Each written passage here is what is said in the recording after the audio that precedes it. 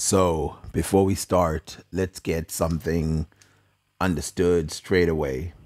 Gaitoli is the old name for Berber in ancient Rome. And so the ancient Berber people were called Gaitoli, especially in Mauritania, Tingatina, and Morocco. With this information in mind, let's read. Gaitoli is located below Mauritania, the desert of Libya below Africa and Cyrene. The great races which inhabit Libya are the Garamantes, which we explained were a black tribe, extended from the sources of the Bagradas River to the Nubus Lake, and the race of the Melono Gaitoli, the black Gaitoli, who occupy the land which is between the Sagapola which mountains and the Usargala mountains, the Ethiopian race of the Gire who dwell towards the south from the Gir River, and the Ethiopian race of the Nigrita who are north of the Niger River, and the Daradi who dwell along the river of that name, Dararas, where it empties into the sea, and the Perosi, who are more to eastward and more remote from the sea, as far as the mountains which are called Theon, Okema, and the land of the Ethiopian Odrangadia, located between the Kaphis and the Thala mountains, and the Mamekis, who are below the Thala mountains, and the Nube, dwelling on the western side of the Garamantica defile, and the Debrica, who are towards the west from the Arankis mountains. These are the minor races: the Sirange, the Mosli, the Otolale, occupying the region which is now on the sea below Gaitoli, extended as far as Mandrus Mountains. Next to the same mountains are the Babi, the Malko, the Mandori, extended as far as the Daradi. Next to these are the Sophatia, and below the Resadius mountains are the Lishi Ethiopians, between whom the Perosi stretches the Campus Rufus. Then from the Sagapola mountains towards the north are the Farusi. From the Usurgala mountains towards the north are the Natembis, and along the Gurgiri mountains are the Lingsamate and the Samaikia, and between the Mandras mountains and the Sagapola mountains are the Salathi and the Daphnete, also the Zamazi, the Arache, the Citania, extended as far as the Nigratus Ethiopis. Below the Usurgala mountains are the Suburpors, and below the Girgiri mountains towards the Garamantes, are the Moshai, the Dechete, and the Galate, extending as far as Nuba Lake.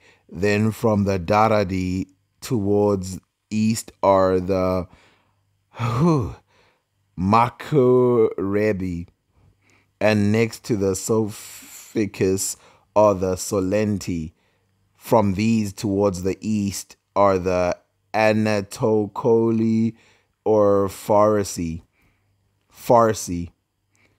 the Shurate, and the Starchere extended as far as the Cafis Mountains. Between them and Theokema Mountains are the Orphis. Below these are the Taralte and Climate, also the Africaronis, a great race, and back from Odrangides, Ethiops, but towards the south are the Akame, and south of the Mimicus are the Gongalai. Next to these are the Nanosbes, then the Nabrithae, extended as far as the Arutis Mountains, and between the Libyan Lake and the Thala Mountains are the Aletambi and the Moreli.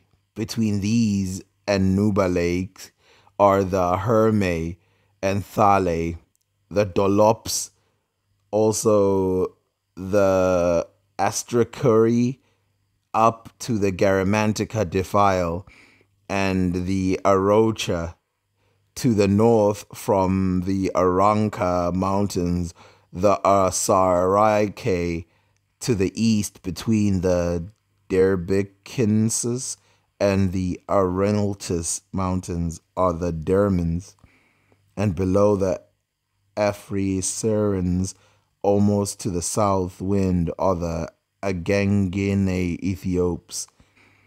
To the east are these below the same Irriltans Mountains. Up to the Arankis Mountains are the Zilicus Ethiopians, and next to these, the Archelaus Ethiopians. The towns in this region along the coast. And then he lists a bunch of towns that go around the coast. And this is the description of Gaitoli. Now, as I show you the next part, keep this in mind.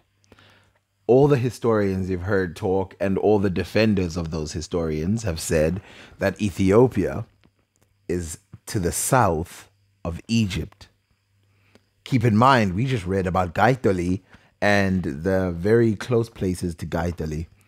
And they said that the people of Gaitoli, the majority, are the Garamantes and a couple other Ethiopians.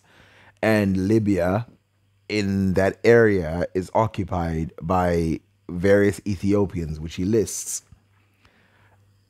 And keep in mind that this is from an actual book of someone who was there.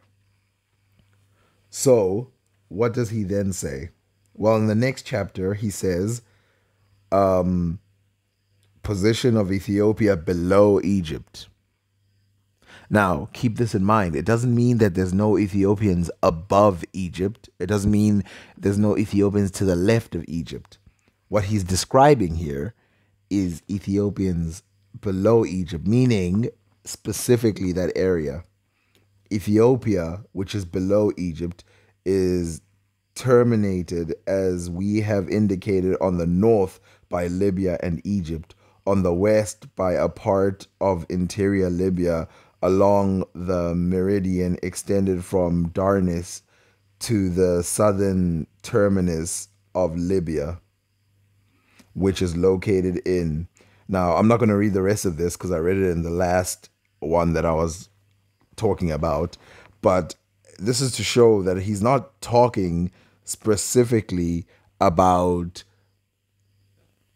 Ethiopia being the only place. That's a misinterpretation. This is the position of Ethiopia below Egypt. There's a reason why they keep saying that. Ethiopia below Egypt. And it's written there, fourth map of Libya. Position of Ethiopia below Egypt. In other words, if you take Egypt and you look down under it, there's another Ethiopia down there.